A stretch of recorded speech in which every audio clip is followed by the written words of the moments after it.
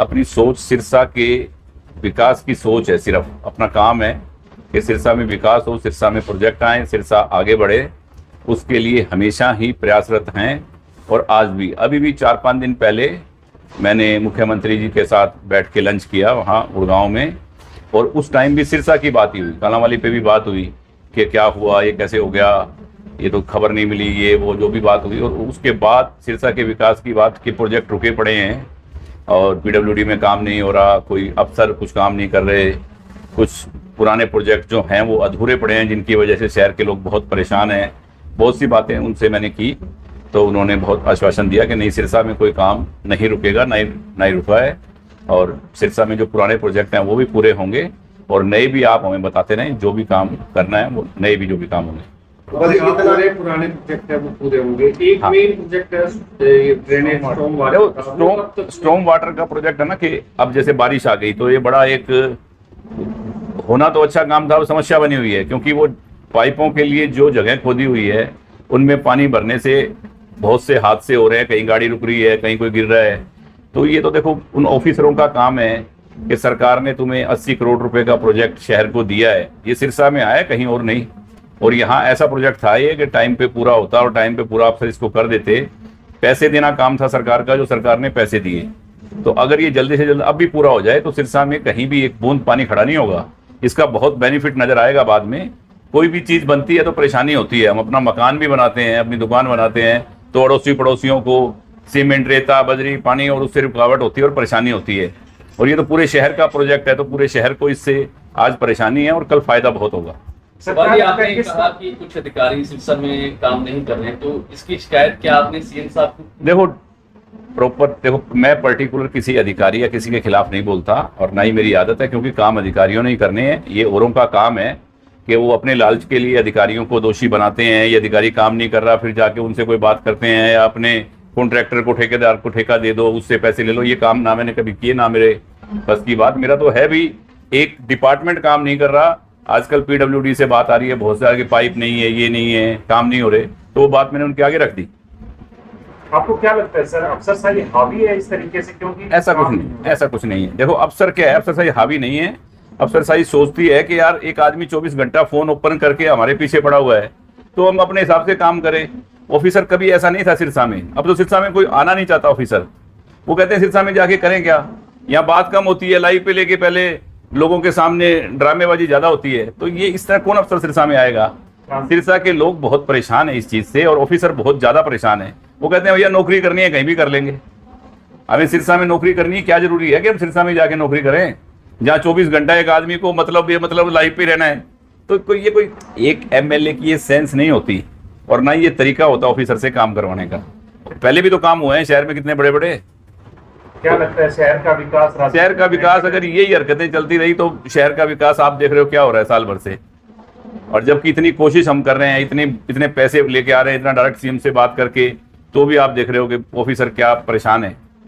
क्या है कि ऑफिसरों के साथ मेल जोल करके पैसा ऊपर से आता है, उनको काम करना होता है, तो वो करवाने की एक आदमी के अंदर तरीका होना चाहिए, और तरीके से काम करवाए जाते हैं, ना कि उनके पास इस तरह जाके दफ्तरों में और उनको धमका के या अपनी वो दिखा के कि देखो मैंने अफसर को ऐसे बोल दिया। ये एक सेंस नहीं है काम करवाने की। कांग्रेस की राजनीति को कैसे देखते हैं? कांग्रेस की राजनीति में विपक्ष के नेता नहीं बनना पाए अब तक, और अभी जिला कांग्रेस तो भाई साहब मैं पहले ही बोल चुका आप सब साथियों को। मैंने जिस दिन वोट डल रहे थे उस दिन भी मेरी 10 बजे यही था कि कांग्रेस का सफाया है, कांग्रेस नहीं आएगी हरियाणा में, और ये 2047 तक आप भूल जाओगे कांग्रेस आएगी। कांग्रेस ना देश में है ना हरियाणा में, कहीं नहीं है। देश के ऊपर राष्ट्रपति को जिस तरह से उनको इस्तीफा देने पर मजबूर किया गया, कुछ कह रहे हैं कि बिहार में खेला खेलेगी बीजेपी। देखो अब ऐसा देखो, उनके मन की बात, उपराष्ट्रपति जी के, धनखड़ साहब के मन की बात आप कैसे बता सकते हैं भी, या हम कैसे कह सकते हैं भी उनको इस्तीफा देने के लिए उन्होंने मजबूर किया। देखो अभी ये अंदर की बात है, आदमी अपनी मजबूरी भी हो सकती है, किसी की स्वास्थ्य के कारण भी हो सकते हैं, दोनों ही बातें हैं। तो इसके लिए जिस बात का अपने को पता नहीं उस बात पे क्या बोले। गोपाल जी, सिरसा के लोग चाहते हैं सिरसा साफ सुथरा हो, सिरसा चमके, तो ये कब तक संभव हो पाएगा? भाई साहब हम तो पूरा कर ही रहे थे संभव, ठीक है ना, पर सिरसा के सरकार है, आप कोशिश कर रहे हैं। बिल्कुल कर रहे हैं, हम तो पूरी कोशिश करते ही रहेंगे। मुझे सिरसा में ये नहीं है कि राजनीति से क्या हुआ क्या नहीं, मेरा तो मतलब है सिरसा का विकास हो, सिरसा आगे बढ़े बस, और सिरसा तरक्की करे, अपनी यही सोच है। विधानसभा चुनाव में इनेलो के साथ आपका गठबंधन था, लेकिन चुनाव हारने के बाद अभय सिंह चौटाला जी कह रहे हैं कि बहुत बड़ी गलती की गोपालकांडा से गठबंधन करके। अभय सिंह चौटाला जी ने गलती की या गोपालकांडा ने गलती की, ये बात तो आप लोगों को ज्यादा मालूम है। रानिया की एक सीट भी वो तो खट्टर साहब की मेहरबानी होगी कि गोविंद एक सीट तो जितवाओ यार रानिया की, तो कहीं ये भी कांग्रेस ना ले जाए, तो ये तो गोविंद और गोपाल रानिया ना लगते तो शायद अभय सिंह जी को एक सीट भी ना मिलती है बेटे वाली, तो उनको पता ही है सारी बात का। तो अभी आपका गठबंधन टूट गया आधिकारिक तौर पे? भाई साहब अपना एनडीए के अंदर हैं हम, हमारे को एनडीए में जो मैसेज आए थे कि ऐसे करना है वैसे करना है, हमने उस हिसाब से काम किया और मैं उस हिसाब से ही करता हूं, क्योंकि एकमात्र हरियाणा की पार्टी हरियाणा लोकहित पार्टी, जिसका ना कोई एमपी है ना एमएलए है, ऐसी बहुत सी पार्टियां हैं जो एनडीए में हैं, तो उसके अंदर उन्होंने रखा हुआ है, तो कोई बात के कारण इतना मान सम्मान दिया हुआ है कि एनडीए में हरियाणा लोकहित पार्टी को रखा हुआ है, तो हम उनके हिसाब से जो मैसेज आता है, जो काम होता है उस हिसाब से काम करते हैं। मुख्यमंत्री जी एक बार फिर से सिरसा दौरे पर आ रहे हैं 31 जुलाई को। मुख्यमंत्री जी तो पूरे हरियाणा में दौरे पे रहते हैं और दिन और रात काम करने वाले मुख्यमंत्री हैं नायब सिंह जी सैनी, और बहुत लगे हुए हैं पूरे हरियाणा में काम करने। और सिरसा में तो बार बार कोई भी प्रोग्राम के लिए जब भी सिरसा वासियों ने उनको याद किया है, आए हैं, चाहे धार्मिक प्रोग्राम हो चाहे कोई सरकारी प्रोग्राम हो, हमेशा ही उन्होंने, और अब भी आ रहे हैं मेरे ख्याल वहाँ संगर सांदा मेले पे, और उसके बाद भी उनका एक प्रोग्राम है जिसकी बात उन्होंने मुझसे की थी, 1 महीने बाद 20 दिन बाद फिर दोबारा उनका आने का एक प्रोग्राम है। वो तो हमेशा तैयार है कि शहर के काम हो, गांव के काम हो, विकास की कोई बात हो तो मैं तैयार हूँ। गठबंधन में है ही ना, जब पार्टी एनडीए में, मैं कह रहा हूँ ना, हमारी ड्यूटी नहीं लगी तो आप देख लो क्या हाल हुआ। गढ़वाली हार गए, अब ये इनको समझ होनी चाहिए, ड्यूटी नहीं लगाई तो गढ़वाली हार गए। उसी बात पे तो बात हुई थी 5-6 दिन पहले मुख्यमंत्री जी से कि भी आपके तो सारे बड़े बड़े छोटे नेता गए थे, क्या हुआ कर्णावाली में, तो उनको मालूम है कि क्या हुआ।